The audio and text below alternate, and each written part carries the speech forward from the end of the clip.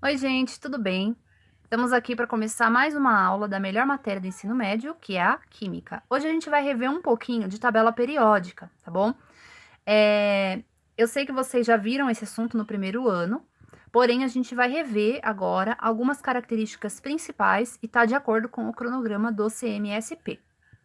Primeira coisa que a gente precisa entender é que a tabela periódica ela não foi feita para ser decorada. Vocês vão entender como olhar nela e vão poder consultar ela quantas vezes precisar, tá bom?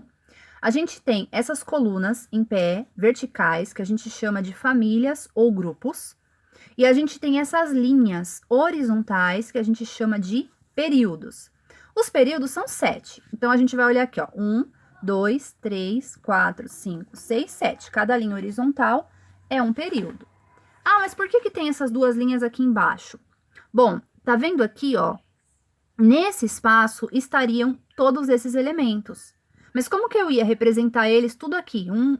Não tem como. Então a gente desloca ele e essas são a série dos lantanídeos. E o mesmo vai acontecer com esses aqui, que a gente vai chamar de série dos actinídeos. Mas é por isso que a gente fala que tem 7 períodos, porque não são duas linhas a mais. Isso aqui tá dentro de um período e esse aqui tá dentro de outro período, tá bom? Bom, as colunas a gente vai chamar de famílias ou grupos. Por que famílias ou grupos? Porque antigamente a gente chamava de família. Então vocês podem encontrar ainda livros, provas ou algum lugar onde vai chamar por família. E a gente também vai utilizar um pouco em aula a denominação família às vezes, tá bom? Então, ó, esses números romanos aqui eram 1A, 2A, essas daqui, ó, 5B, 6B, 7B, aqui, ó, 4A, 5A, 6A, tá bom? Aí tem uma nova classificação que a gente vai chamar de grupos. O que a classificação de grupos faz? Ela tira A e B e numera tudo de 1 a 18, que é esse número de cima. 1, 2, 3 e vai até o 18. Então, eu posso falar, por exemplo, que o flúor, que é esse F aqui, ele é da família 7A ou do grupo 17.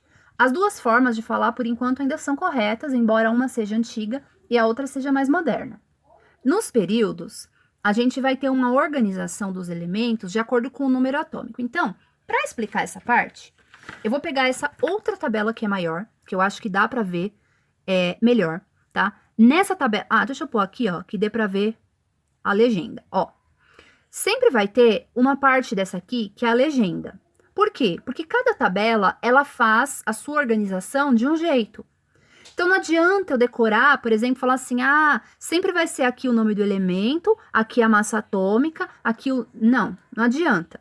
Porque cada uma faz do seu jeito, tá bom? Então, nessa aqui, ó, número atômico é o número que tá aqui antes do símbolo do elemento, ok?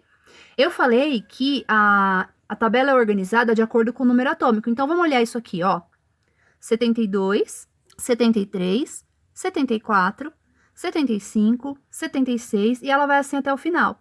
E se você olhar, em todos os períodos isso vai acontecer. Olha aqui, ó, 23, 24, 25, 26, 27. Então, nos períodos é assim que elas são classificadas. Os elementos são classificados de acordo com o número atômico. Agora, nas famílias, agora eu vou tirar essa, tá? Vou voltar para outra. Nas famílias, eles são agrupados de acordo com as características. Então, os elementos que têm as características parecidas, semelhantes, eles ficam na mesma família. E a linha onde eles estão, né, o período onde eles estão, vai me dizer quantas camadas ocupadas por elétrons eles têm. Bom, essa parte de camada ocupada por elétrons a gente vai ver depois, quando for ver ligações químicas. Mas é só para vocês saberem que tem uma ordem lógica, tá bom? Não foi aleatório. Vamos pôr qualquer elemento em qualquer lugar. Não, tem uma lógica. Por que a tabela ela tem cores diferentes? Essa é outra coisa porque eu trouxe mais tabelas. Ó, percebe que essa aqui é amarela, verde, azul e roxa. Essa aqui tem mais cores. Essa grande ela é toda azul e o resto dela que é enorme tem mais cores. Então, outra coisa que não adianta vocês decorarem é a cor que tá pintada a tabela. Porque a cor, ela só serve para ter uma legenda. Então, ó, vamos olhar nessa aqui, ó. Amarelo, todos os elementos que estão num quadradinho amarelo, nessa tabela, são metais. Os que estão em verde são os semimetais. Os que estão em azul, os não metais. Os que estão em roxo, os gases nobres. E o hidrogênio é o único branquinho aqui. né? É lógico, aqui também tem alguns, mas esse aqui é outra legenda. Tem um pontinho porque eram elementos que ainda não tinham sido descobertos quando essa tabela foi feita, tá bom? Mas o que é com quadradinho branco aqui, já tem número, já tem nome, tudo, é só o hidrogênio. Por quê? O hidrogênio, ele não tem família. Ele não vai se parecer no comportamento dele nem totalmente com os metais, nem totalmente com os não metais e nem com os gases nobres. Então, ele ficou ali só ele num grupo isolado, né? Na verdade, não é nenhum grupo, porque só tem ele. Bom, agora eu vou explicar um pouco do que significa cada um desses números e símbolos dentro do quadradinho. Eu vou virar, ó, para a gente poder fazer a comparação com a legenda, tá bom? Então, sempre a tabela vai ter a legenda. Eu vou pegar a legenda e vou falar do frâncio, que é o que tá bem pertinho pra gente olhar. Bom, então, ó, vocês veem que nesse quadradinho tem, primeiro, aqui em cima, um número, 223. O que é esse número? Na legenda fala, ó, massa atômica aproximada. Então, a massa atômica que a gente vai utilizar depois, ela é o que tá em cima nessa tabela. FR, o que é o FR? É o símbolo. Embaixo, nome do elemento. Então, o nome do elemento é frâncio. Do ladinho, número atômico. O número atômico dele, que é o número de prótons que ele tem, 87. E aqui, elétrons nas camadas. Então, na primeira camada, ele tem 2 elétrons, depois na segunda, 8, 18, 32, 18, 8 e 1. Todos vão seguir esse padrãozinho? Nessa tabela, sim. Outra coisa que eu acho legal da gente observar, agora eu acho que eu vou para essa tabela que dá para ver ela toda, é que vocês percebem, deixa eu posicionar melhor aqui. Vocês percebem que os elementos, alguns são representados com uma letra maiúscula e outros com 2 letras. Sempre a primeira maiúscula e a segunda minúscula, tá? Por que isso? Então, vamos ver. Ó, elemento ferro. Começa com F, certo? Elemento flúor.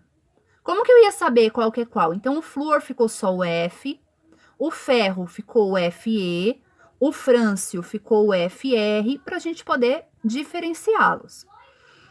Sempre que eu tiver um elemento de 2 letras, gente, é importante a primeira ser maiúscula e a segunda minúscula. Se eu fizer as 2 minúsculas ou as 2 maiúsculas, tá errado. Agora a gente está ainda em aula online, mas na atividade presencial, quando a gente retornar, pôs 2 letras maiúsculas ou 2 minúsculas, errado, tá bom? É importante também saber por que alguns elementos não têm a ver. Por exemplo, não tem a ver o nome, né? Ferro, Fe, faz muito sentido, né? Ferro, Fe. Frâncio, Fr. Agora, o Na é sódio. Por quê? Então, porque os elementos, a tabela periódica, ela não foi organizada e descobertos todos os elementos no Brasil ou em outro país que fale língua portuguesa. Na verdade, vários elementos foram descobertos em vários países diferentes. Então, o Na do sódio, por exemplo, Na, sódio no latim, é nátrium.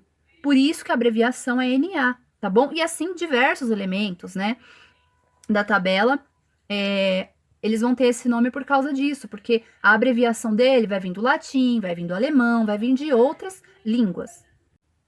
Tem algumas características dos elementos que a gente pode observar a partir da tabela periódica. Então, por exemplo, o raio atômico. O que é esse primeiro aqui? O que é o raio atômico?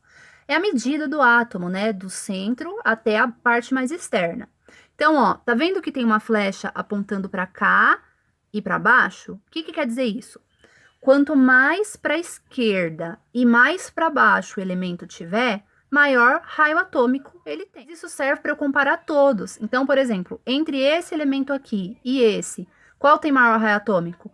Esse, porque ele tá mais para baixo e mais para a esquerda, tá bom? Então, o tamanho desse átomo, na medida do raio atômico, vai ser maior quanto mais para a esquerda e mais para baixo.